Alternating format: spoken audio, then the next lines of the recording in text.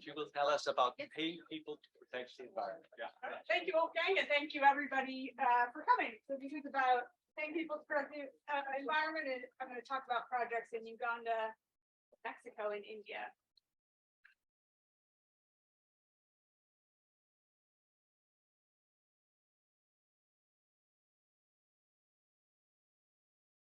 So I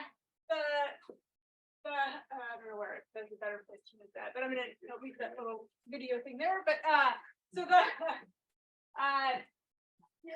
paying people to protect the environment is what's going to be an approach when you're trying to protect the environment without further impoverishing people. So we all know that it's often a policy objective to kind of raise people's private costs of protecting the environment so that they're kind of internalizing that externality.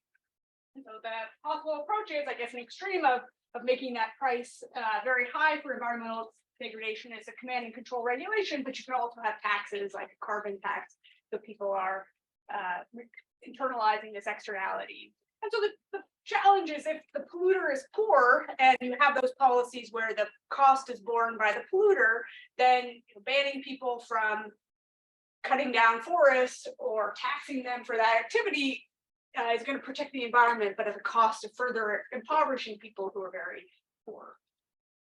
And so, the natural reaction to that is to say, rather than using a stick, we can use a carrot. We can, instead of taxing people if they degrade the environment, we can reward them for conservation.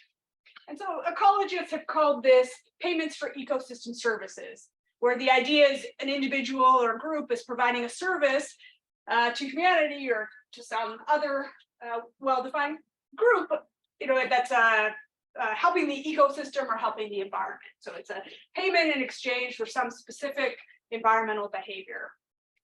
And it's important and it's voluntary. So in this sense, it's, first of all, it's sort of taking advantage of market ideas of, some people, it might be efficient for them to continue polluting, but in terms of this poverty idea, the participating is purely voluntary. So if for you, the payment is not enough to cover the costs to comply, you don't need to comply. And so, no one should be made worse off financially through these programs. And so, it's important that the goal isn't to alleviate policy, it's to protect the environment without exacerbating poverty. Okay, so this idea of payments for ecosystem services, or PES, is the abbreviation I'm going to use.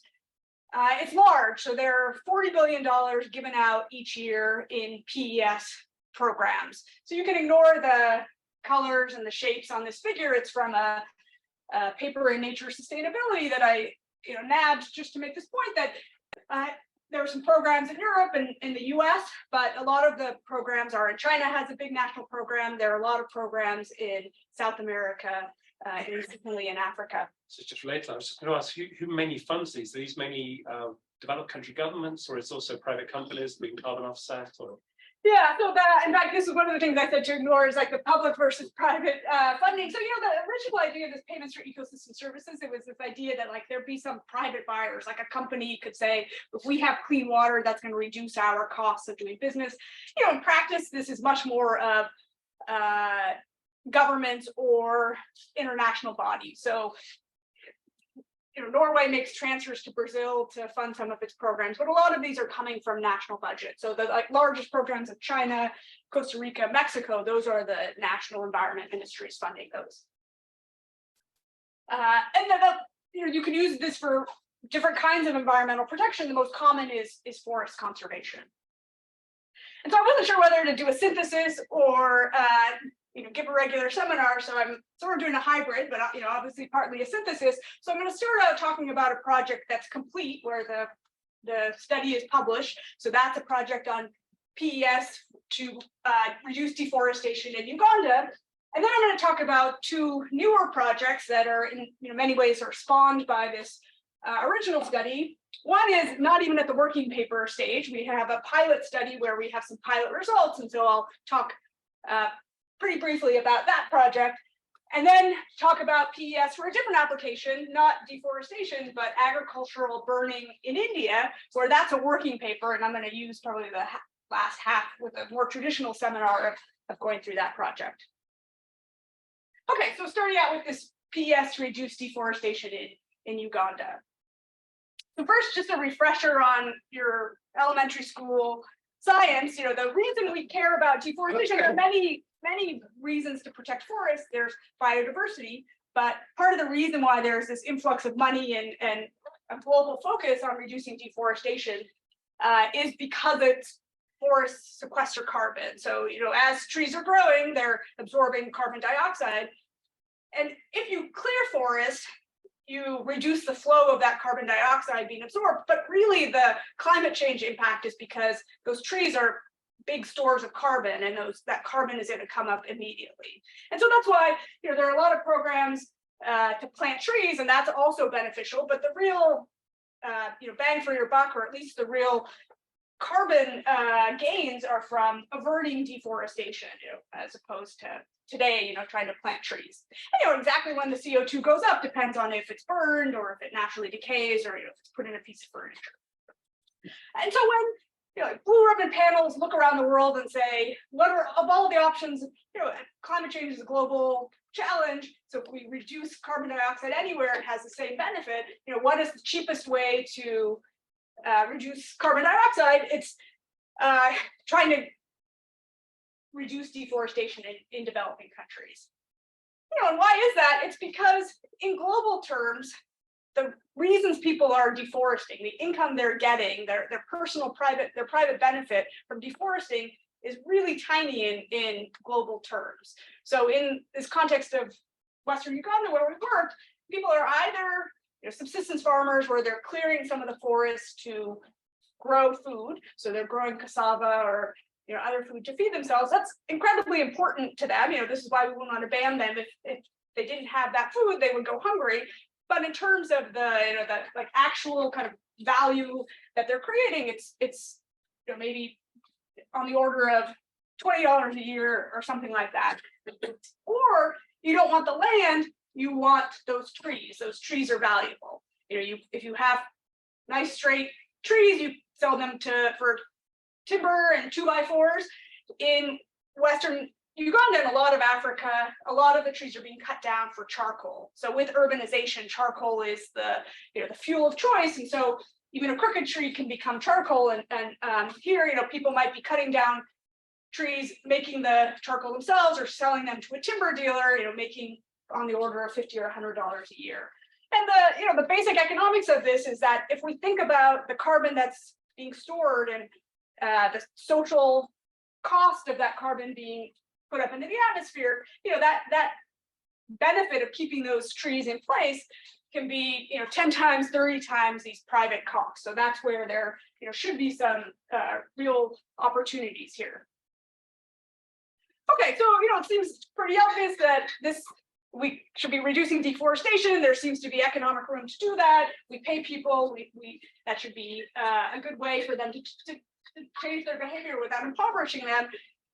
You know, I actually got into this project kind of thinking it was going to be an evaluation that showed that PES didn't really work, that it wasn't effective in reduced deforestation. You know, why is that? It's because there's a lot of inframarginality when you're paying people to keep forest intact. You know, most people aren't cutting down their forests entirely, you know, in a year. Like if that happened, we wouldn't have any forests left, right? So some people are cutting down forests, some aren't, and if they're cutting it, they're often not, you know, clearing it all. And so when you're paying people to keep their forests intact, you're going to, and you have a voluntary program, you know, you're expecting people who were going to keep their forests intact anyway to sign up in droves, and you could have a lot of inframarginal payments and not much actual causal effect on conservation, or what in this field is called additionality. You know, there's another concern, which is if you stop deforestation in one place, it might move somewhere else. So some sort of leakage. And you know, that leakage can range from the person who was getting paid just goes and cuts their trees elsewhere, two more market forces of, GE effects, that if you stop deforestation in Western Uganda, the price of timber is going to go up, or charcoal, and maybe in the Democratic Republic of Congo, they'll have more deforestation. Okay, so, this study was a randomized trial in Western Uganda with several collaborators, including folks who are experts in remote sensing. We're going to use satellite imagery to measure deforestation. I don't know how well you could see the colors here, but there's dark green, which is, this is used to be 50 years ago, a continuous forest corridor. It's been deforested at a pretty high rate. The government of Uganda was interested in protecting this forest for biodiversity reasons. This is the habitat of chimpanzees, and chimpanzees bring in tourist dollars. And then the United Nations Environment Program was interested in funding a trial of PES, partly for biodiversity, but also because of this carbon angle. And so we're gonna, we did an RCT in 121 villages. Those are the boundaries of them.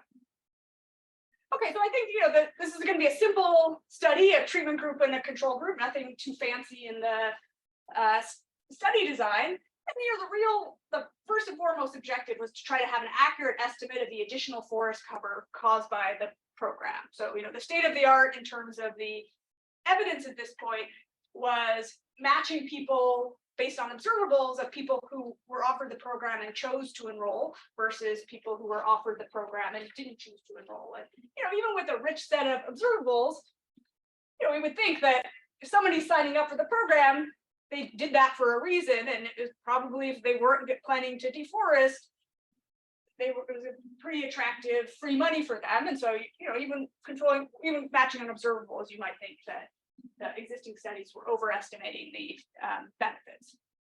We also tried to kind of have high resolution satellite imagery, and today maybe it wouldn't be high resolution satellite imagery because this was 10 years ago, and there's been rapid progress. But to try to detect both how we analyze it, but also just the precision to detect not just clear cutting, but the selective tree cutting. That's kind of a common description of how people are clearing forests in a lot of developing countries. We're going to try to account for some part of that leakage story. We're not going to, it's not going to be at scale, so we're not going to see if the price of charcoal in Kampala went up and something happened in the DRC, but we're going to be able to, we're going to look at, have the unit be a village, so any kind of leakage within a village we'll capture, and we'll also look at spillovers to neighboring villages. I'm not going to show you those results, but this is just in terms of what we're trying to do with the study. And then this was not something that ex ante I thought was going to be that we had really thought much about, but I think ex post, we do a cost benefit analysis and try to put the benefits in terms of carbon dioxide, delayed CO2 emissions into dollar terms and compare it to the cost of the program. Okay, so just a little bit about the program. This ran from 2011 to 2013. So I think our fieldwork probably started in 2010 and ended in 2014. And the program was implemented by an NGO called Chimp Trust, reflecting that chimpanzees were, this is an area where chimpanzees lived. And so households that, and kind of in the background here is that forests here are owned by households. So it's like privately owned land that has primary forest. And so in the 60 treatment villages, those households that own primary forest, they were offered a contract where if they left their forest intact, they would get compensation. And the compensation was 70,000 Ugandan shillings per year, which is $28 per hectare. And if they complied, and so a typical landowner would own 2 hectares, and so they could earn $56 a year. So over the 2 years of the program, they could earn $112. I was just wondering about contracts, or is illegal logging also an issue? Because with the transfers, the household may not cut the forest down themselves, but it could be illegal logging in the background. I was just wondering, is that factored into the sort of incentives? Or? Yeah, in some ways you can say this also gave them, they are now, kind of have more of an incentive to police their land. And so we do see that. I'm not going to show you these results, but people report that they patrolled their land more. So yes, like if they, they. So they didn't get paid if they're successful. Exactly. So there wasn't a free pass if somebody else did it. Instead, they had to kind of internalize that. In other settings in Africa, there's often communal land. There's no communal land here. This part of, yeah, this is a part of Uganda where the land is privately owned. Okay. How much is statistics of their per capita income, just to get an idea? Oh, maybe I don't know off the top of my head, but it's probably like 10%, 8%. You know, it's a pretty poor area. Okay, so then Chip Trust, the way they decided if someone complied was they had staff. So they had boots on the ground monitoring where they would go and do spot checks and see if there were tree stumps or signs that trees had been dragged or burned area. So this is distinct how we as the evaluators are going to measure impacts, which is through the satellite imagery. And then, there's a lot of scope for shifting your deforestation across space or across time. So you had to enroll all of your forests. And if you didn't comply the first year, then you couldn't participate the second year. Okay, so here's the main outcome is going to be this tree cover based on satellite imagery. It's reverse color, but you can see every tree in this imagery. Obviously we didn't visually count up trees. We use this tree cover classification that one of my co-authors is Eric Lanban, who's a geographer at Stanford. And so, this is 2.4 meter resolution commercial satellite imagery, which today you could get three or five for free. So it's an area with a lot of progress. Okay, so I'm just going to show you, the headline result, which is in the villages with the program, deforestation was cut in half. So this is over this 2-year period from a baseline flyover of the satellite to an endline satellite of the forest that was there at baseline, what portion was lost over this 2-year period. And you can see in the control villages, 9.1% of the initial forest was lost. So that's a high rate of deforestation. In 10 years, there's not going to be any forest left at this rate. In the treatment villages, there was still deforestation, but less than half as much. And so it was voluntary, not everybody participated, et cetera, but it made a big dent in the problem. And so this is equivalent to 5.5 extra hectares of forest being existing in each treatment village because of the program. And I mentioned spillovers. We don't see any neighboring spillovers to other villages. And in fact, Cyrus Sammy, who's a political scientist, he had a study kind of using other data with our polygons, and it suggests, if anything, there might be some extra deforestation in neighboring villages. Is there a question? Okay. So just thinking about intertemporal substitution as well. So do you commit to pay this stream of money into the future? Because you can imagine I sort of delay. Exactly. I'm going to come to this when we talk about the this cost benefit. So conceptually, you want to rent these trees for perpetuity. By keeping them in the existing, we're getting some flow benefit of delaying the apocalypse, and that's the payments are probably higher than that flow benefit, and so you would really want to run this forever. So as a practical matter of a grant or even a government program, committing to do something for perpetuity is hard, and so this was done for 2 years. And so this kind of risk of the money might run out probably exists in all programs, but certainly in our case it was a 2-year program, and so you worry that not worry, they might just be delaying their tree cutting. And so we're going to do this cost benefit thinking about this fact, and then I'll collected some follow on satellite imagery to get at that. Okay, so the hectares of tree cover, that's what the evaluation did. We had those polygons, we know how many hectares of tree cover.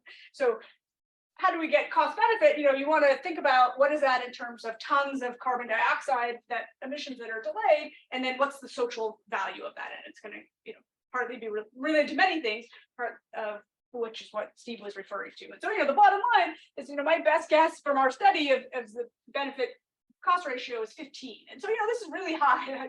There are G effects that are going to erode this, but just as a benchmark, most of the things in the US that have been evaluated for CO2 have a benefit cost ratio below 1, like hybrid vehicle subsidies, et cetera. It doesn't mean there aren't some things in the US that are benefit cost, but this is really high.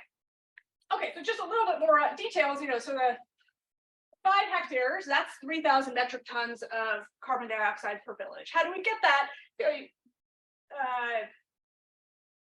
I guess geographers, conservation biologists have done estimates of for each part in different parts of the world, what's the carbon content of the forest? So this is using the carbon content in Western Uganda. Then where there are more assumptions needed is, for each ton of carbon dioxide, what's the social value? So what's going into that? So we're using the EPA's social cost of carbon. So that's the, roughly $40 a ton at this time, that if you permanently averted a ton of deforestation, what would be the social value? And then it's then saying, well, what are we gonna, we're not permanently, necessarily permanently avoiding it, because maybe we just delayed it and they catch up. So we make you have to make, we're using a 3% discount rate, or a bunch of assumptions you need to make. So we're assuming in this base case, or in the science paper when this was published, we assume that the treatment group, after the payments stop, they deforest at twice the rate of the control group, so that in 4 years they've completely caught up.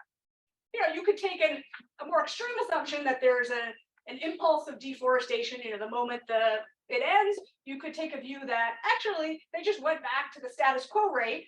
And so in that case, you've permanently delayed, or you've permanently averted that 2 years worth of deforestation. They're still deforesting afterwards, but they never catch up what they paused. So we can then put the program costs, both the payments to the landholders, and then there are also, the program costs were almost as much. And so that's 46 cents per delayed ton. And so, we reported this benefit cost ratio of 2.4. More recently, the reason that was an overly conservative estimate, maybe knowingly overly conservative, just because I think that, probably as always in publishing or in academia, useful to err on that side.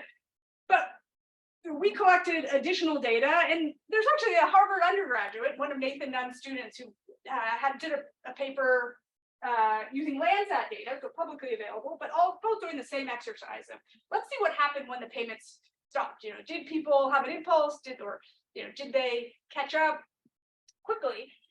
And in both cases, it looks like the treatment group deforested at the same rate as the control group afterwards.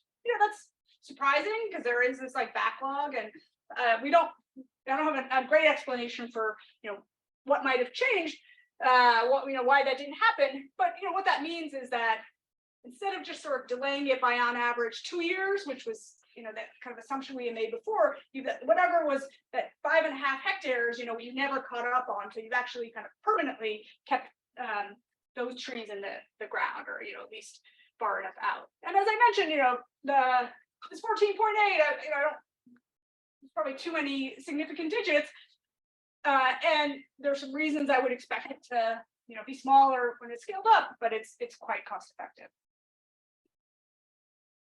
Okay, so that's I guess on the cost side, this is the cost with the boots on the ground, which is in principle expensive, right? You could redo it saying well, we can see our trees from space, and right. Yeah, no, exactly. So I think it was a factor of 2. So some of those costs are just signing people up, which you probably would still need to do. Going out. Some of the program costs you would still need to do, even because it wasn't the monitoring, but maybe you could cut those costs by a quarter if you use remote sensing. And is there any scope for harvesting trees sustainably? yeah, You're talking the trees never die. the tree size, and I said they're permanently. They obviously eventually die. There are ideas of sustainable forest management where even for the health of the forest, you want to cut some trees where the canopy was blocking the sunlight, etc. I think that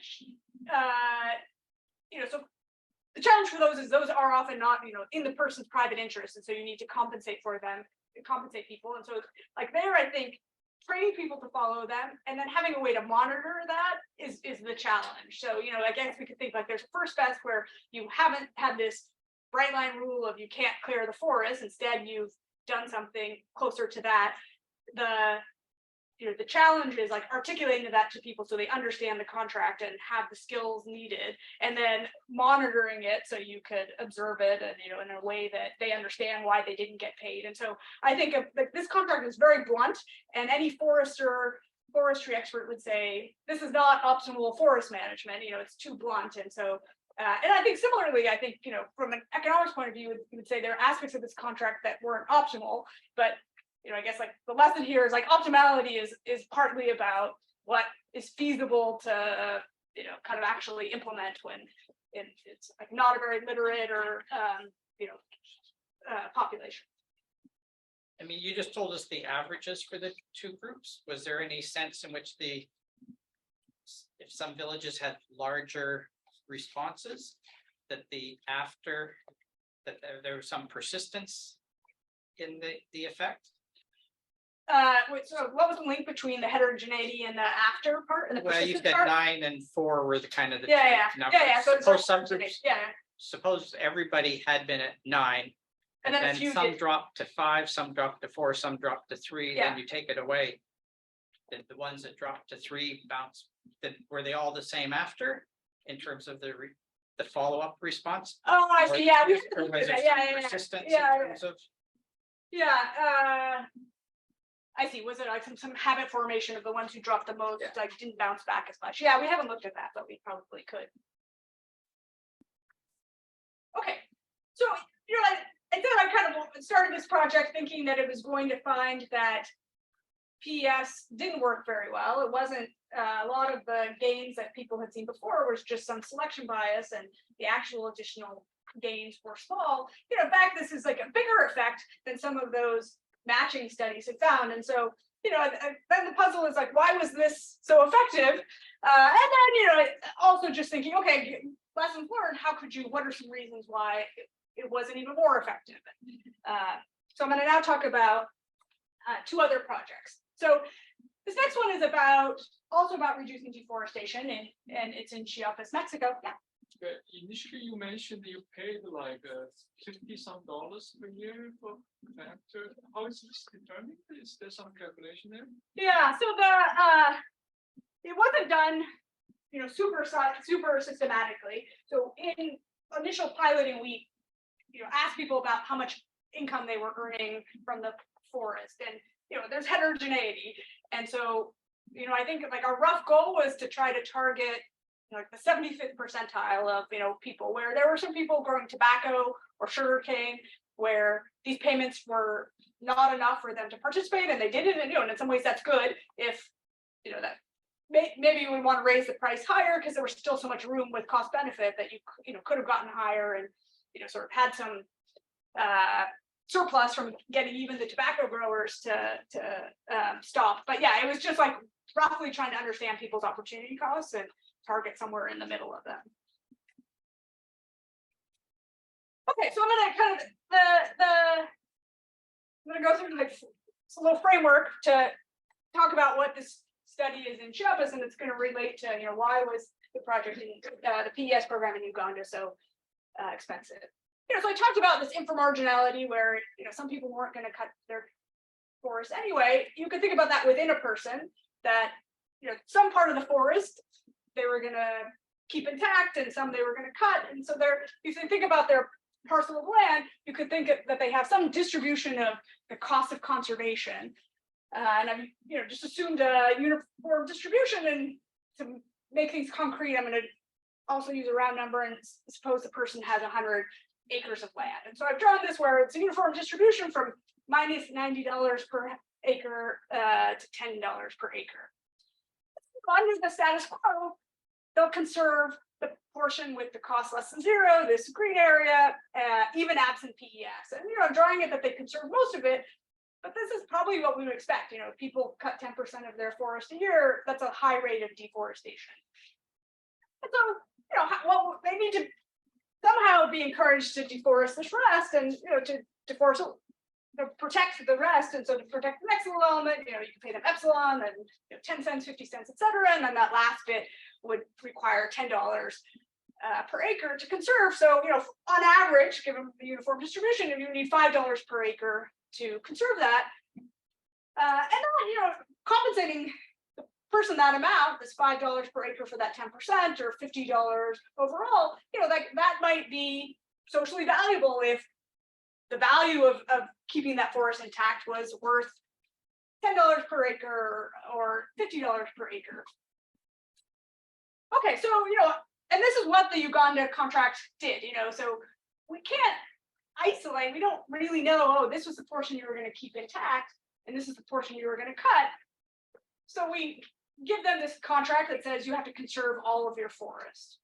And so if you offered somebody, as long as that person was paid $50 or as a payment rate per acre, they were getting 50 cents per acre, they would choose to participate. They would say, I'm net better off if I conserve. And so you would be paying them, nominally for all of this land, knowing that 90% of it was inframarginal, but you're getting some additional conservation out of that.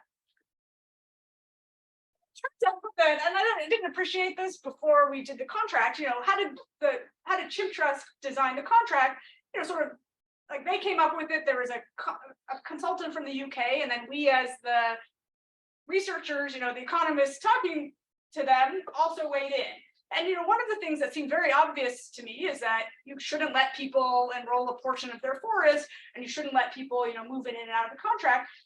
It turns out that the big national programs in Costa Rica and the big national program in Mexico allow you to choose what subset of your forest you enroll in the PES program.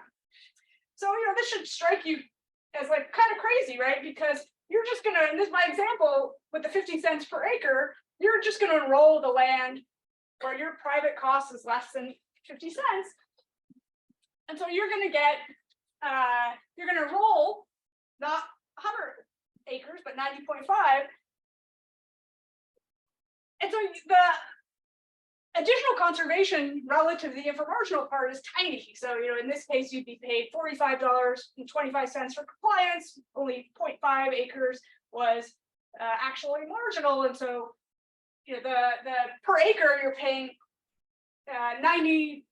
over $90, and so there's like a whole range between the $5 where that the social value might have been $10 or $50, to get it up to $90 is pretty it's a big leap. And so I still don't know why programs have this feature. It's not like hard to do the full enrollment, I don't think. You could say that it's sort of it's like intentionally trying to reduce to make it a free payment for people. I think it's partly just not, appreciating exactly how insidious this problem is if you let people choose. And so we did a pilot, or I guess it's still basically a complete pilot based on Mexico's PES program, which is one of these cases where landholders choose which land to enroll. So Mexico runs a national program called SPIA, where they offer 5-year contracts. So 5-year contracts that pay $47 per year, I just said per year, per hectare, 1,000 pesos for conservation. And you choose which portion of your forest to enroll. People who know Mexico, this is like nominally communal land, but it's de facto private land. So I'm using the word landholder rather than landowner. And one thing that's useful, I guess, for our pilot is that the budget has been slashed in recent years, under the current administration. And so that means many applications meet all of the criteria to be enrolled, but they hit their budget cap, and so those applications are denied. And so what did we do with Santiago Isquierdo Tour and Santiago Saavedra? We're have this work in progress where we did a pilot study with just tiny 63 households. It's in the Selva Lacandona part of Chiapas near the Guatemalan border. And so we enrolled 63 people who had applied, but in early 2021, they were rejected by CONAFOR, the Forestry Commission, because of this budget constraint. And we have the polygon that they submitted to PSAR that they wanted to enroll. So we know when they could choose to enroll, what would they have wanted to enroll. And so we randomly offer them either the standard contract, what I'm calling the standard contract, the one where it was their polygon, or saying, hey, same payment rate, but it has to be your whole land area. And so what do we expect? We expect fewer people will comply with the full enrollment than the standard contract. My example, my framework, I sort of set it up so that the person would still participate with the full enrollment. But in some cases, the payment rate of 1,000 pesos might not be enough to get you to actually conserve all of this extra land. And so we would expect it to be, giving them a higher hurdle, and they aren't necessarily going to make it. But if they do comply, they should deforest less, because now they're required to conserve not just their chosen polygon, but all of their land. Yeah. So some of these considerations partly depend on how large the land holdings are for each of these guys, and also how heterogeneous the land is across people compared to within people. You have a sense of Maybe heterogeneous in terms of like suitability to, or even the people themselves. Do they have plans to do something with the land, or do they not? And so this might be very different, heterogeneous across people, or the land itself might be, maybe it's just rock.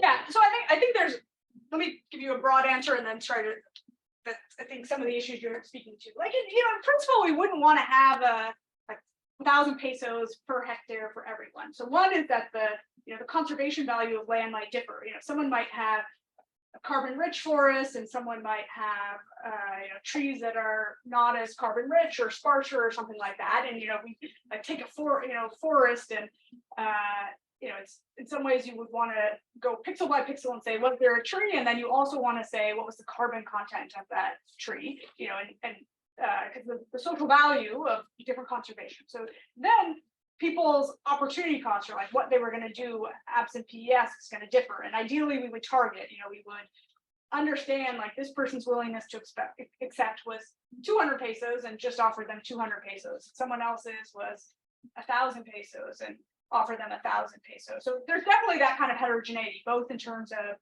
people's threshold payment where they would accept, as well as the conservation benefits of protecting, say riverline forest that's near a river, that's more socially valuable to protect than something that's not near a river. No, but I had something simpler in mind. Okay. So all this is very interesting, but I meant that even the choices that people, how important the comparison between the two treatments is would depend. Oh, and how much? On Yeah.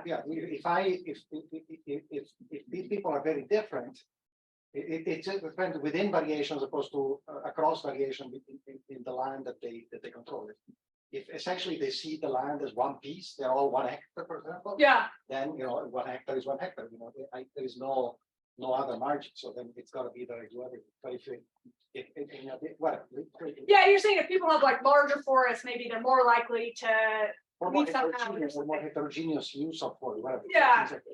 Yeah, I don't have a great answer of like how to how to summarize what that is. So there's definitely going to be heterogeneity and in land size and the portion of their land that they enrolled. And this is not a huge sample, so I'm not going to kind of like try to control for all of that. We stratify on a couple of things, but yeah, that I think that's going on in the background. Yeah, I mean, all this is useful because we do a full study. Some of this is things we have some ideas of what we would look at if we did a full study. This was really just meant to be a logistical pilot. I'm showing you because it's I guess it's partly just a reminder that sometimes like basic economics is not out there in the policy world, but also we have some interesting preliminary results. And to me, it's probably like the biggest explanation for why the Uganda PES program was so much more effective than most of these national schemes. Okay, so the net effect on their deforestation is ambiguous. If it's a harder bar, so fewer people need it, but if they're they're going to do more. So what do we find? We find there's lower compliance. So this is the light bar is the standard contract, the half that got the standard contract. These are the folks who had to enroll all of their land. Fewer people comply. And then in terms of the percent deforested, we see this, reduction. So we don't have a control group here. So it's just the relative that we can look at, but you see that, there's twice as much deforestation in the people who had the standard contract compared to the one where they had to enroll all of their land. And you could break that up. You could look at this polygon that they had, because for everybody, we know what they had submitted to pay SAA, and you see that, there's no difference in the land that they submitted to pay SAI, and where you see the difference is this portion that you didn't enroll, and so it wasn't, you chose not to enroll and it wasn't covered, you have this higher deforestation rate versus a lower one here. And it's, it's not zero because some people didn't comply. And you could see this, the two light bars, basically people are just, there's some land they want to deforest, they don't put that submitted, and then they do their deforestation elsewhere. The fact that these are so, this could be just measurement error, maybe it's close to zero everywhere, but the fact that we don't see lower deforestation here, even though more people, signed up and complied, to me it suggested that probably all of this is inframarginal. Okay. Okay, so the last, so I don't know where we're going to go with this. Like, go ahead. Yeah. So in both these examples, you have the official monitoring is made by people on the ground, right? But you also can compare that with what you find in the satellite.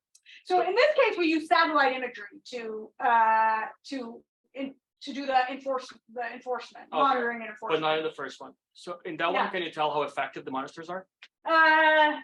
So they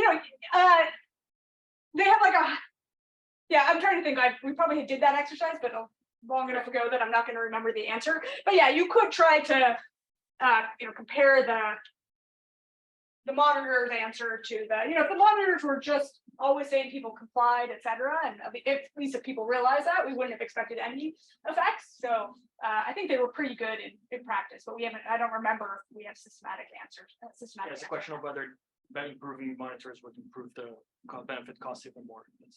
Yeah, I'm sure there's scope, and this is also an aspect of scale up. Maybe if you scaled it up, there'd be more scope for corruption, which is probably one argument for like trying to switch to remote sensing for monitoring if you scale it up.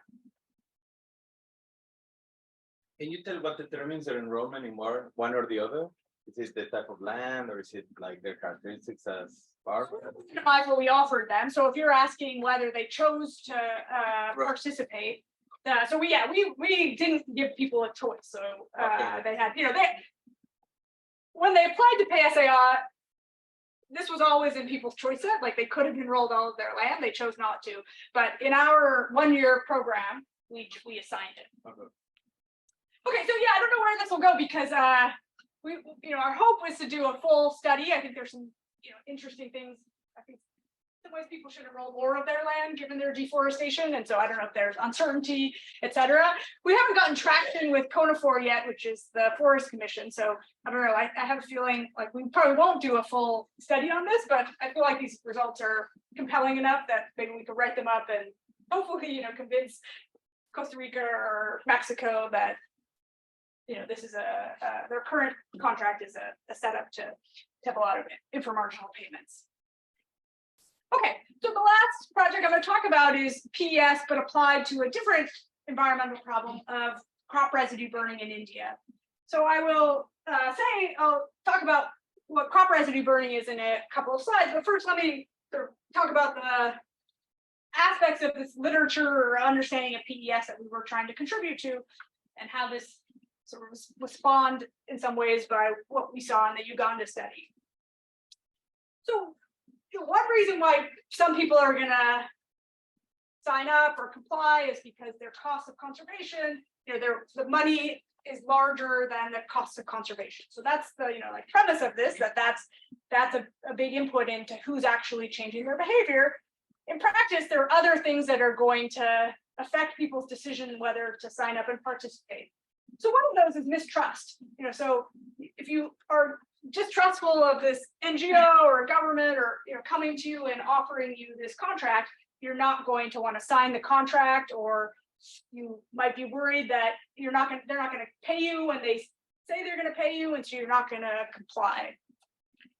So interestingly, in Uganda, we saw a lot of this, and it actually helped cost effectiveness. So one of the factors that reduced sign up for the program, and you had to sign up because you had to give the NGO the right to trespass, otherwise they would be trespassing on your land. But one of the predictors of not signing up was people who had never signed a contract before. They were kind of worried about signing a contract related to their land, and so they didn't sign up. So this was actually fortuitous because the folks who hadn't signed a contract also were very likely to have kept their forest intact anyway. So it ended up like taking away, screening out some people who would, where their payments would have been completely inframarginal. So in that case, it was useful for cost effectiveness, but just in general, I don't think you can assume that's going to be the case, and so this project in India is partly around this idea that just this distrust is putting a ceiling on your effectiveness.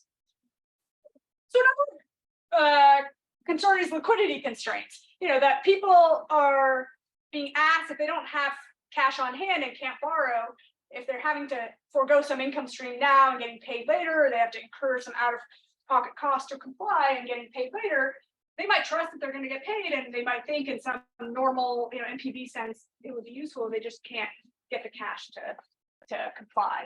And so there's this timing mismatch where these standard contracts, for a good reason, they wait to see if you've complied, and then they pay you. And in fact, if you go into the NGO wanted to pay people up front, but like fully recognizing that after the fact, it was going to be very hard to recoup the money if people hadn't complied. These are very poor people. In some ways, you don't have like legal recourse to, or imagine you're trying to go to the courts to get the money back. And so, there's a reason for this timing, but it does mean you're allowing, kind of liquidity constraints and also potentially mistrust prevent compliance. Okay, so the study in India on PES for crop burning with Kelsey Jack, Namrata Kala, and Rahim Pandey, we evaluate a PS contract variation that aimed to strike this balance between still giving people a true incentive to not having a de facto pure cash transfer, but addressing mistrust and cash constraints. And namely, we've provided a portion of the payment upfront and unconditionally. So we basically, provided it upfront, thinking upfront we're showing some credibility by and addressing mistrust or giving people some liquidity, and we made it unconditional, under the recognition that it's very hard to recoup it later. And so the benefits are this idea of higher trust and liquidity, but the downside is we kept the total potential payment fixed, and so by moving some of it upfront unconditional, we've reduced the incentive to comply. So in these upfront arms or the upfront contract, you have a smaller reward for conservation. Moreover, besides this is like it's ambiguous which is going to be more effective, which is going to achieve the goal, but then cost effectiveness, these upfront payments, because you're not recouping them, for the same level of effectiveness, it's going to be less cost effective because you just paid a bunch of people who go on and still hurt the environment. Sorry, just to clarify. So here, people didn't think that this would be recouped. They knew it was. Yeah, exactly. They knew it was So it was like stated as this is you can have it, we won't take it back later. Yeah. And so in practice, when it's nominally taken back, people in their head should have some expectation of like 30% chance it'll get, I don't know what is in people's heads. So here we kind of control it by saying we're not gonna come back. And so, I think this is in terms of like, academic contribution. I think we're looking at this in the context of PES and PES for crop burning in India, but it feels like something that's relevant for other conditional cash transfer programs where, people have to undertake some behavior and then with the promise of getting paid later. Okay, so let me tell you about crop residue burning in India. So first of all, it's a huge source of air pollution in North India. And the amount of air pollution, probably most people are aware of this, of like how polluted New Delhi is. It's the most polluted capital city in the world. Is a study by Princeton and Lee estimates that air pollution reduces life expectancy in North India by 9 years. That's just incredible. And not all of that air pollution is coming from crop burning, but a decent share of it is. At the peak period of for the one season, 2 to 3 months, it's causing about 30% of New Delhi's pollution. So the burning is not in New Delhi, it's in these agricultural states of Haryana and Punjab that are to the northwest of New Delhi, but the nature of the wind patterns is that smoke goes down to New Delhi. And so why, what is crop residue burning? It's the practice of burning residue or straw that's left after you've harvested rice or wheat. We're focusing on rice. And so it's really the byproduct of mechanical harvesters. So this is one where, like some technological progress, that technology of mechanical harvesting of rice, it leaves in the ground 8 to 12 inches of straw or stubble or crop residue. So you get your rice, but there's this dry straw, and the cheapest, fastest way for farmers to get rid of it is to burn it.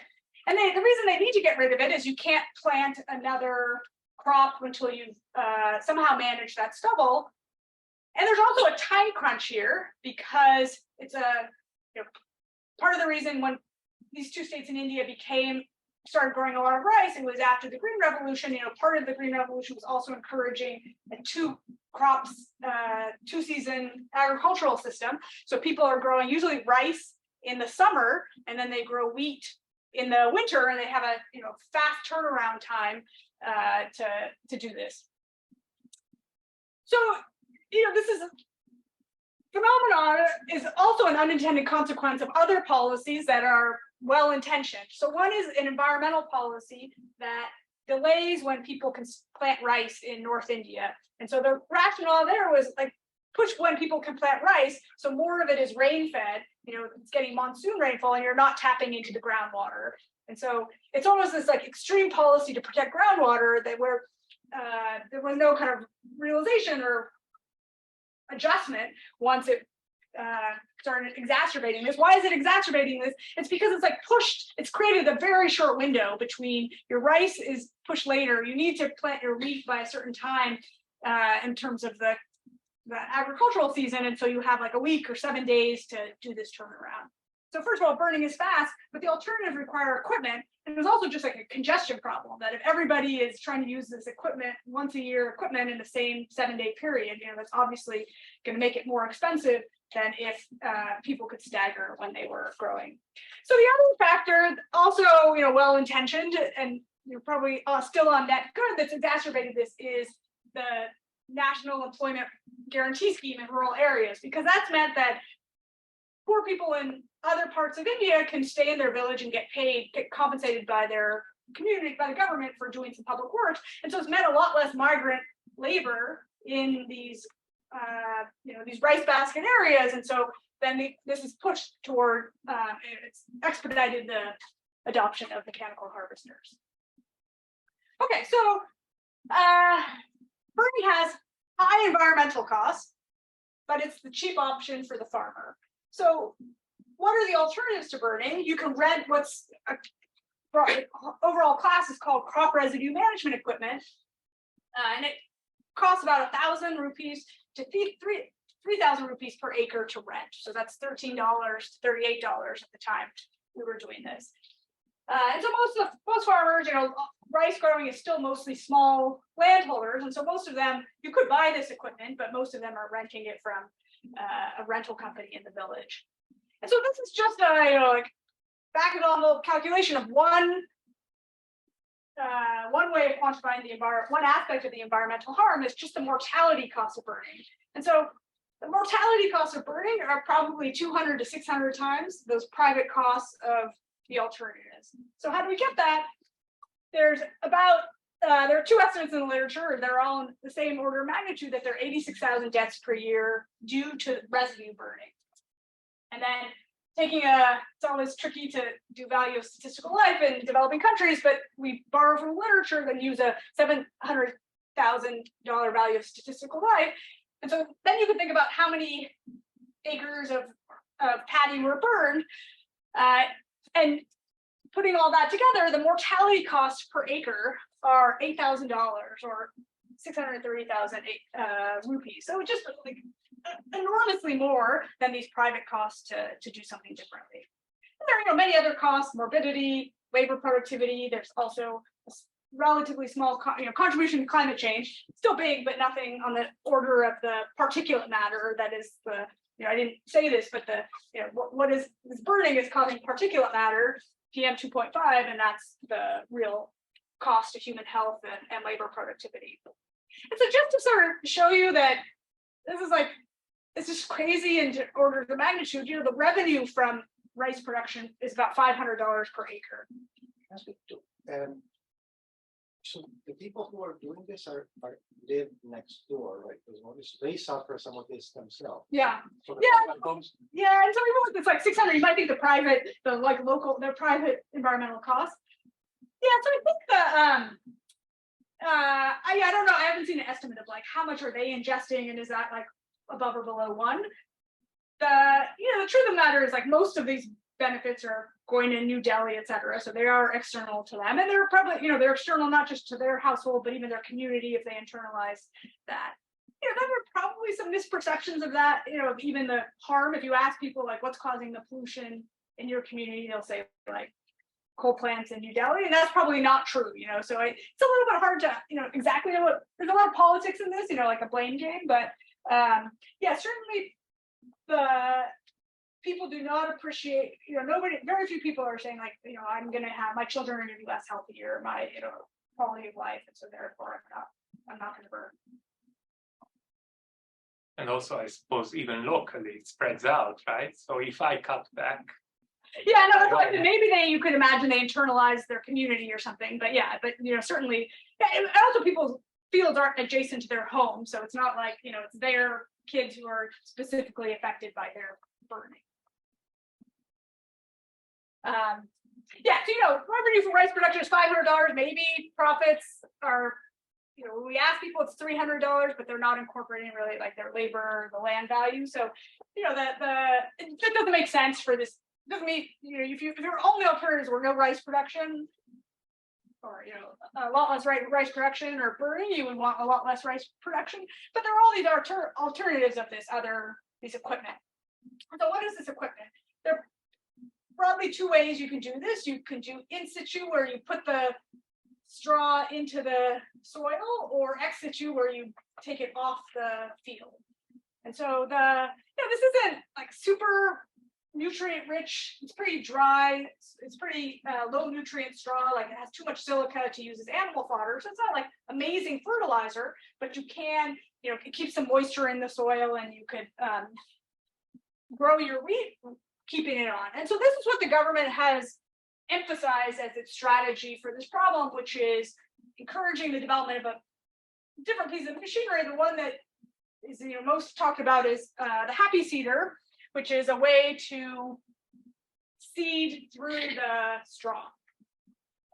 The alternative is to remove it and take equipment that removes it, and it's put in barrels. And then here there's some like nascent uses of it. So the current most common use is to use it as a fuel for biofuel plants. There are also some initiatives that are trying to use it as a building material or something else. And what's clear is that farmers kind of prefer, they have some concerns about and I think part of the reason there's been very little progress on this problem is that, there's sort of whether this is a net good. I think the current strategy is to convince farmers that it's in their private interest to use the happy seeder, because it's like ultimately that straw is going to create moisture and improve their land productivity, or that burning hurts their soil productivity. Like in point of fact, I don't know the answer to it's very hard to know what the truth is. I think burning actually improves soil fertility in the short run and hurts it in the long run. And for farmers, like time preferences, I don't think it's clear at all whether it's good or bad. But certainly their perception is this is hard to use and it's hurting their productivity. Okay, so what is the policy context? It makes the front page of the New York Times that it's like so polluted in New Delhi. This is an important problem for the government of India. And and this crop burning as a source is well known, and so there have been policies in place. And it's actually an interesting, positive case where the federal government, realizing that there's this cross-state externality, intervened. So they required the 2 states of Punjab and Haryana to make it illegal to burn, and they also funded some subsidies. So on the illegality, it's illegal to have crop residue burning and punishable by fines. But there's very limited enforcement. This is coming back to the fact that you could require one state or one community to ban it, but if the benefits of doing that are elsewhere, they don't have a lot of political will to impose fines on their constituents to help New Delhi or another state. So I think that maybe not in public, but I think the government is like quite aware that they're not putting a lot of oomph into trying to enforce this. So the government of India also allocated money to these states to subsidize specifically the in situ equipment. So big farmers could buy this equipment at 50% subsidy, or rental companies or agricultural co-ops could buy it at 80% subsidy, and then with the expectation that they would rent it out to farmers. The subsidy program, however, hasn't made a big dent. There's no great evaluation of this, but certainly before, if you look before and after, this problem is still copper residue burning hasn't gone down since 2017. Part of that is just like a kind of a lack of willingness to accept that farmers are going to make a financial decision. And so they've made this equipment cheaper, but it's still expensive. So the 3,000 rupees per acre I quoted you, that's after it's been subsidized. So yes, there's not like a ton of pass through because a lot of these rental companies are monopolists. But let's say it was like 6,000 before, and with 80% subsidy now it's 3,000. Yes, it's cheaper, but 3,000 is still a lot from farmers' perspective and relative to their profits. And then it was also just like a bet on one kind of equipment, and that's not what farmers like, and they prefer this ex situ management. And so we started with just thinking like, why is there no progress on this problem? And so we started a conversation with the government of Punjab, where it's pretty clear there are huge welfare gains. There's been, since 2015, it's been banned. Since 2017, they've been pushing this policy, and we started this in 2019, just trying to say, is there anything else that might help with this problem? Okay, so this is the collaboration with the government of Punjab. We as the researchers, JPAL South Asia, kind of ran the pilot implementation of this PES scheme, but sort of at each step kind of had conversations with the chief secretary about what could they imagine scaling up, et cetera. And we saw this as a very broad. It didn't start out as I sort of framed my transition slide was like PES, distrust, et cetera. That's not how we started this conversation. We want some ideas about improving PES. It was really about like what else could be done. And I think we had some ideas of trying to break up the local monopolies so there'd be more pass through of these subsidies. There are many things that you can imagine doing to improve this.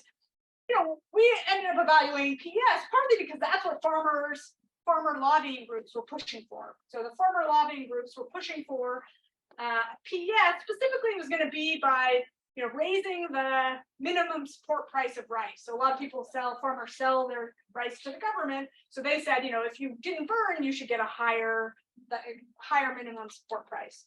So if you think about PES, it is promising. First of all, it's just further lowering the costs for all of these. Even if it was like the happy seed or subsidy would be further lowering the cost. But I think it's two advantages are, compared to these penalties that were enforced, there's a lot more appetite to give people a carrot than a stick.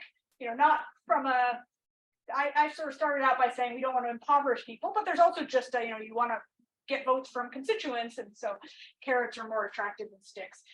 Versus these equipment subsidies, we are rewarding the outcome, rather than the input. So rather than saying we're going to subsidize the happy seeder, we're going to say you can achieve not burning however you want. Maybe now we know enough to say maybe you could just subsidize the ex situ equipment, but as a more general problem, the technology and the best solution is going to evolve, and so rewarding the outcome has, it's challenging to measure, but it allows flexibility across people of how they want to achieve it, and it is dynamic. When the option set changes, you can you sort of don't need to stay on top of the different options.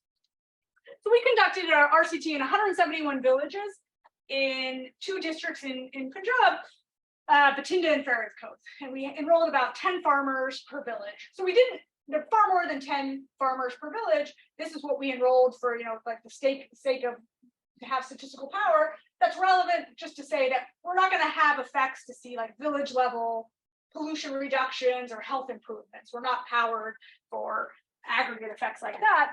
The randomization is at the village level. And so this is the design. We ran this from September to November 2019. So that's the agricultural season. You know, people plant their rice in July, then they harvest it in October, and so we offered these contracts in September. They harvested the rice, and then we paid them.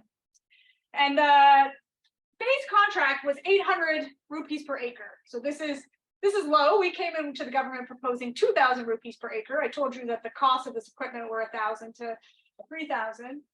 And the government said, like, we're not going to scale that up. So, this was like a compromise, knowing that probably the, total effects are going to be small, but some people probably are on the margin of 800. Not everybody is burning, like 70% of people are burning, 80% of people are burning. So, someone is probably on that margin where 800 can make a difference.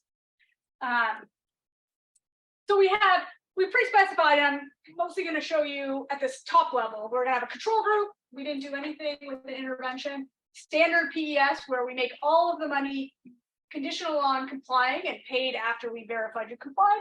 And then PES with some upfront payment, where a portion of it was paid upfront and as an unconditional grant. And so we have, this is sort of our base case contract at the standard 800 rupees per acre, because we were trying to argue that that rate was too low and, you might want to increase it. We had one arm with 1,600 instead. And then with the upfront, it's not obvious.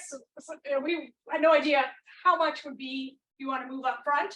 Maybe you would think if the smaller amount is needed for trust and liquidity and, who knows.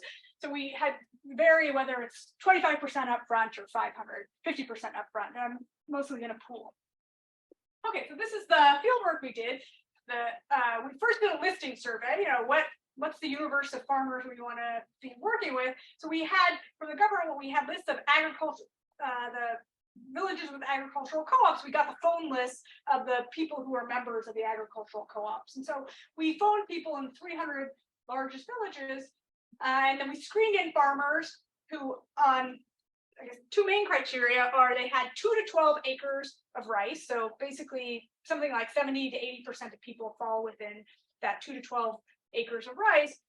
We didn't want too small of farmers, because when we start to look at the satellite imagery, we're not going to have any precision with too small of a polygon. When we get up to more than 12 acres, blows the budget, because we're also funding the intervention. And then we screened, this is just for the sake of the evaluation, we screened in people who we thought were likely to burn, just to have, we sort of are trying to get rid of some of the inframarginal parts so that we had more statistical precision. So when you actually did this in practice, you would be bringing in some people who weren't going to burn anyway, and cost effectiveness would go down a little bit.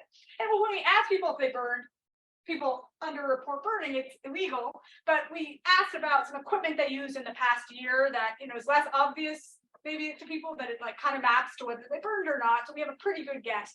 So we think probably most people in our sample, 80% burned in the previous year, and probably were likely to burn in this season. So we did a baseline survey. We picked the 176 villages where, based on eligibility, it looked like there were a lot of eligible farmers. We went out there and we tried to enroll, farmers, and we picked. Our sample is 171, and in 5 of those villages, we went out there, but we couldn't enroll enough people. We couldn't find them, etc. So we have 171 villages. So that. And the one thing we did in the baseline survey, I'll come back to, is besides surveying people, asking them questions, we also mapped the boundaries of their rice fields. So we have the shape files for their rice fields.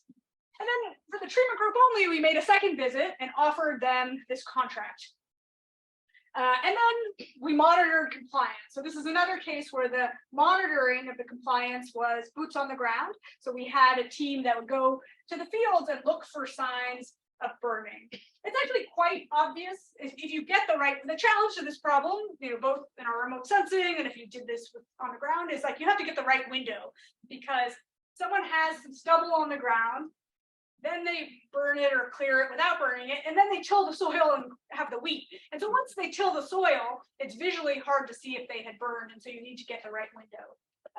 And so, or if I say this on the next slide. So, but you could see whether, if you wanted very expensively, you could have a longer signature of it with soil samples, but we just did it visually. And then COVID comes around when we were going to do our end-line survey, so it was on the phone. Luckily for us, our main measure is satellite imagery and compliance, which we had from the fall.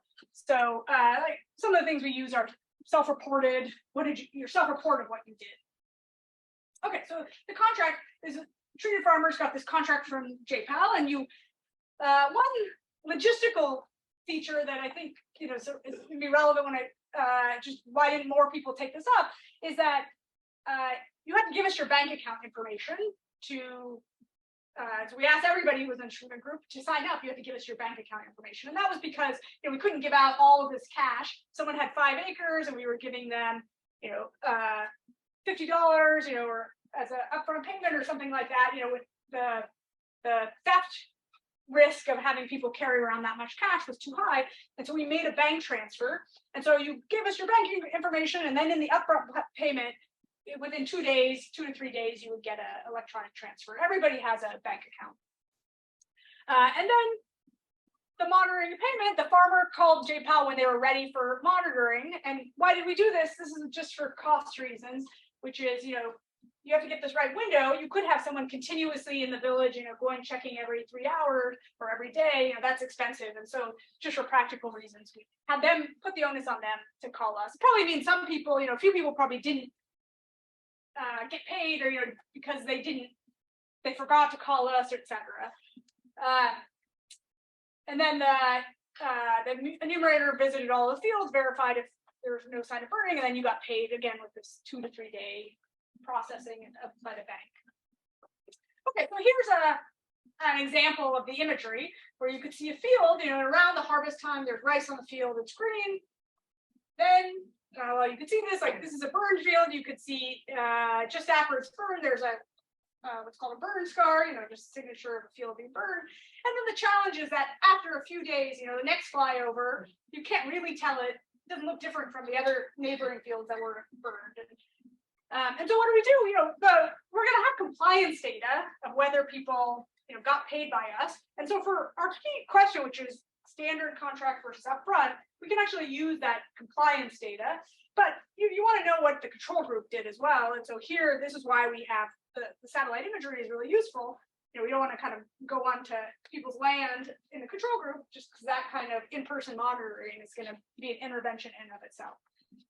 So what do we have? We have those plot boundaries from baseline. Then we have some training data, because we have some training data from our monitoring visits. And then we did some selective spot checks just for the purpose of training a machine learning model. And then what do we use is the satellite imagery. We combine Planet and Sentinel-2 data. And combining these ends up being valuable because the Planet data has faster flyovers every 2 days. So that's useful given the window issue.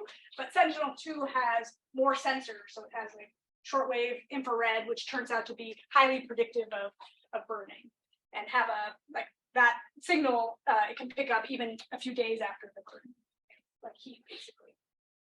And so we train a random forest model. I'm not going to go into the details, but we have a leave out sample, and we put in what's getting thrown into this random forest model. It's these raw bands, RGB, near infrared, etc. Then we use some indices. So we have NDVI, that's like vegetation.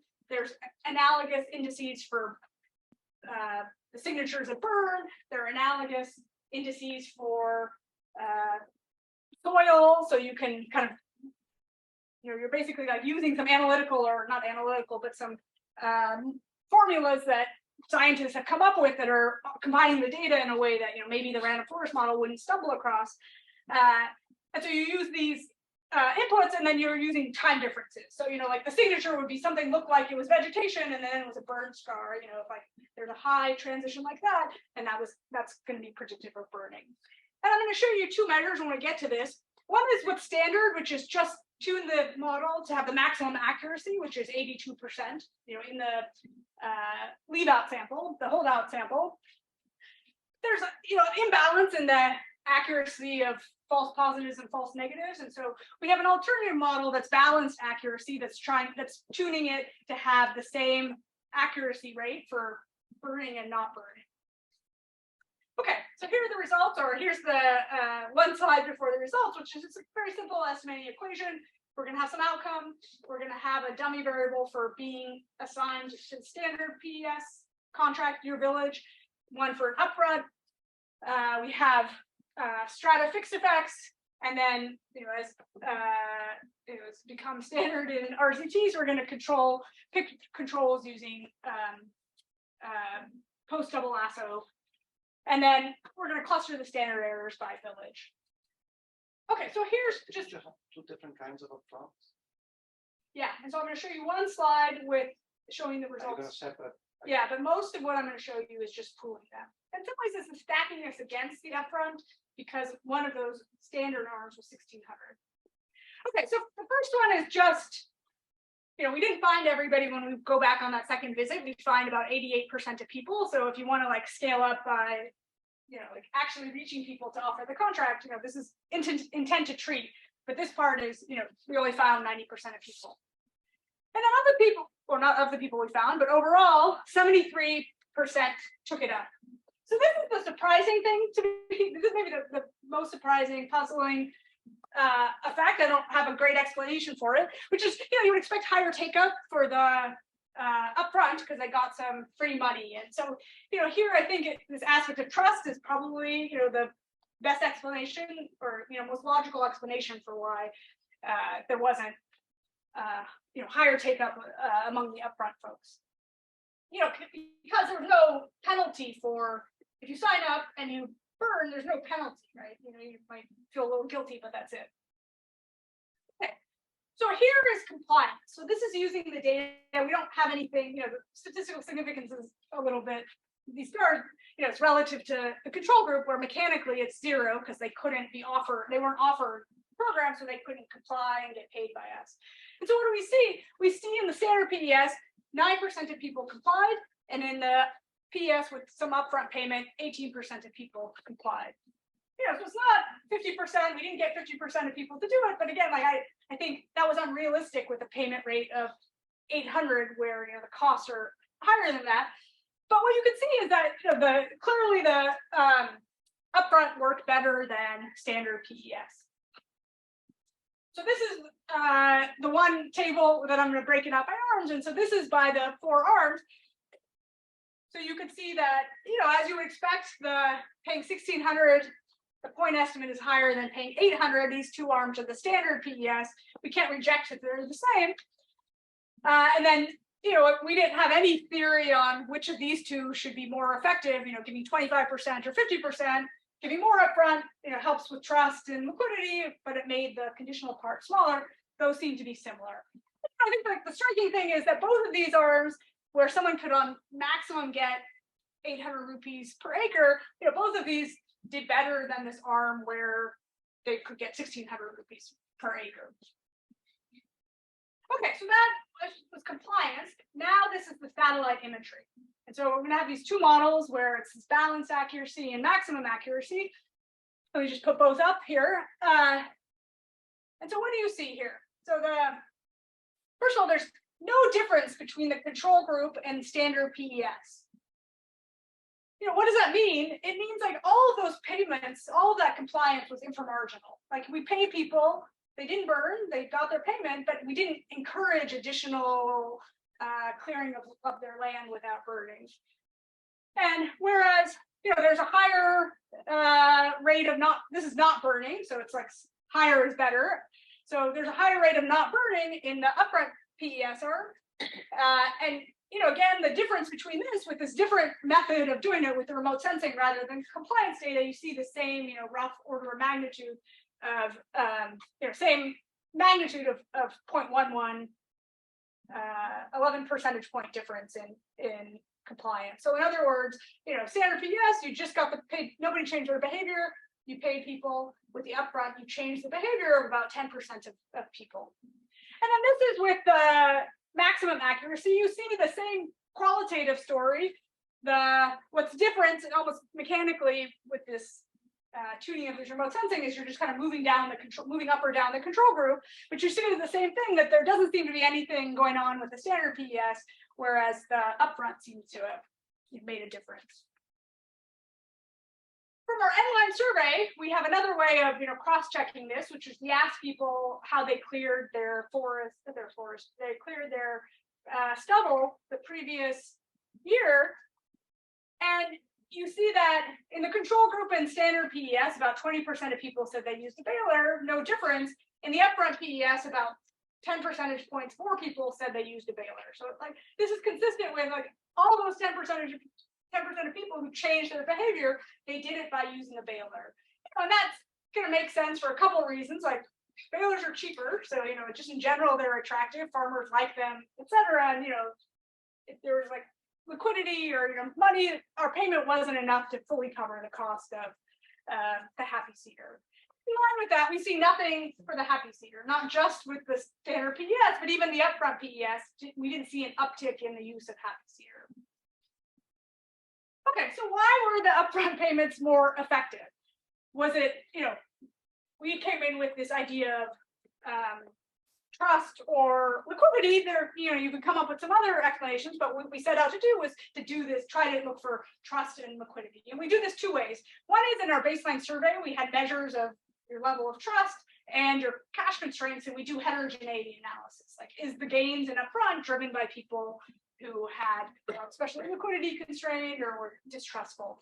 We don't see anything there. It's actually like more subtle prediction, because like maybe it's people in the middle of the distribution who were moved by this, and we didn't wasn't enough to get the people who are super distrustful. But in any case, like there's just no clear patterns from that. The other thing we did is we had end-line surveys asking people in the treatment groups about their whether they trusted when they made their decision about clearing their stubble. Did they trust that they were going to get paid? The payment was going to be made as promised. And we asked them, was cash a consideration, a constraint in your choice, where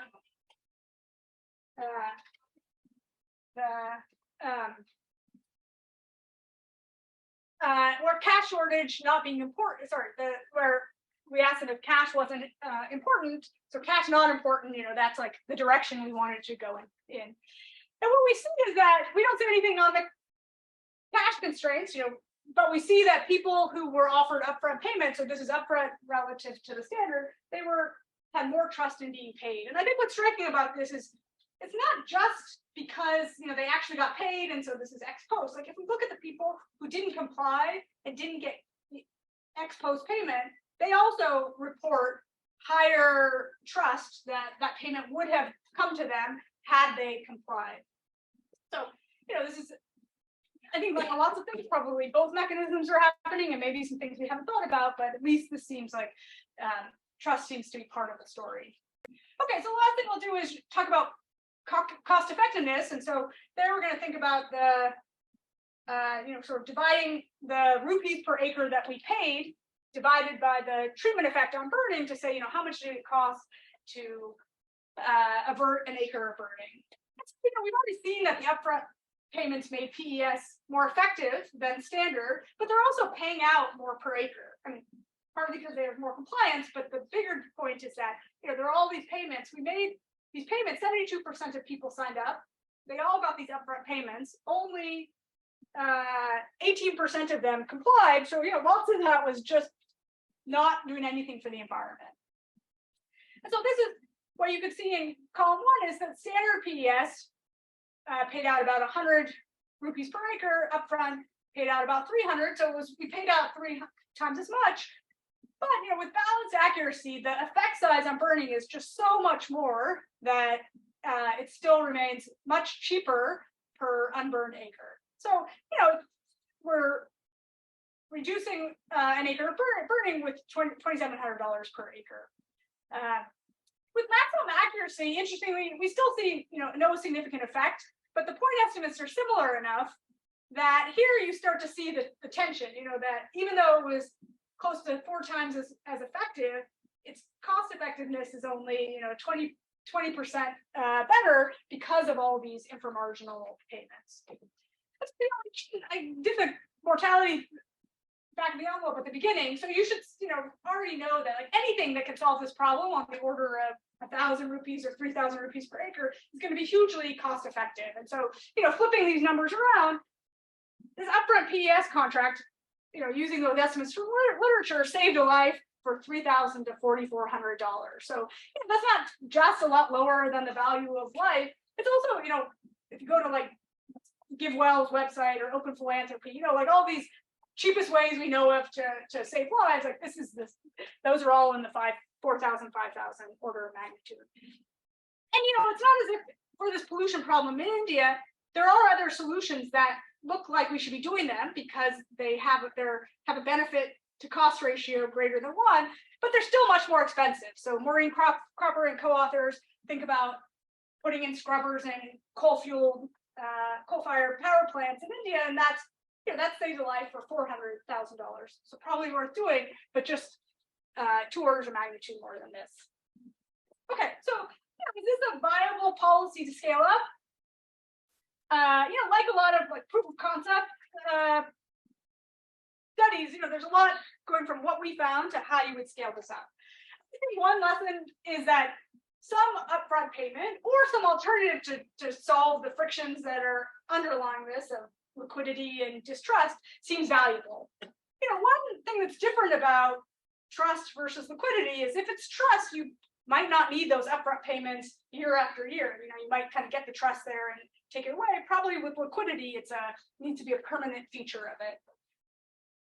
As Thomas was asking about, probably if you scaled this up, you wouldn't want to do our boots on the ground way of monitoring unless you could delegate it to local villages and you could try to ensure that it was done with fidelity. But it seems feasible to do this with remote sensing, or at least that's a version. There are challenges, like you have to have a tolerance. The in-person is pretty accurate, so you have to have a tolerance for paying people who didn't deserve it, and maybe more importantly, saying some people don't get paid even though they did comply. So, I think there's just a challenge with remote sensing because it's noisy.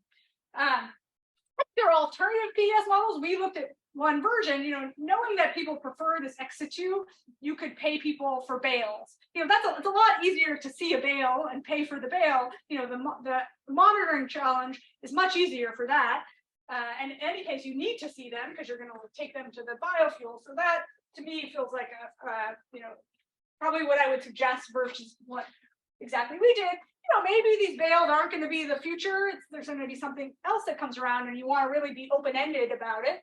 In this case, maybe it's worth trying some village-level payments where the village gets paid if no one burns. Then you can monitor with data on fires. So there are alternative data on fires. Fires are, it's much coarser, so you can't see a field. But if you pay people on fires, smoke, that's pretty easy to monitor. And then, you're also just letting each community figure out how they're going to solve the problem at the local level. Maybe they do individual level PES. Maybe they find a way to make all equipment free for everybody, by using this money and making the equipment free. But that's an alternative.